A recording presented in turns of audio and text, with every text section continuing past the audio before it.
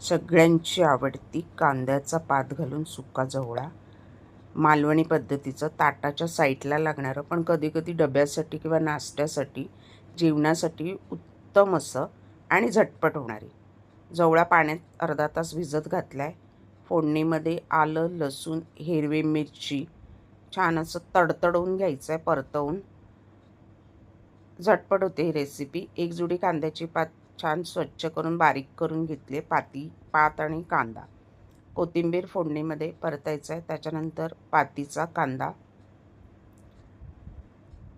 फोडणीत तेलात घालून तो छान असा गुलाबी रंग येईपर्यंत परतून घ्यायचा आहे. जवळा भिजत ठेवायचा अर्धा तास आणि छान असा तो स्वच्छ करून घ्यायचा आहे.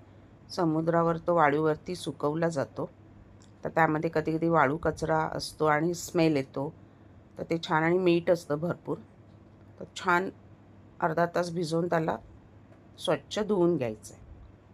मालवणी मसाला आवडीनुसार, हिरव्या मिरच्या ऑलरेडी त्याच्यात मी एक हिरवी मिरची टाकली आहे, पण ती जाडीवाली तिखट कमी असते ती. हा जरा तिखट तेलकट चमचमीत असेल तर चव छान लागते.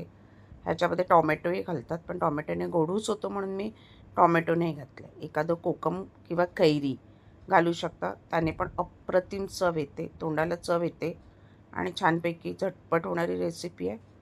भाकरीबरोबर, तांदळाच्या चपातीबरोबर तुम्ही आस्वाद घेऊ शकता. आता जवळा स्वच्छ धुवून ॲड करून एक वाफ काढली आहे 2 ते 3 मिनटाची. ही रेसिपी जास्त वेळ लागत नाही, एक 2-3 मिनटात तयार होते आणि आपला जवळा तयार आहे.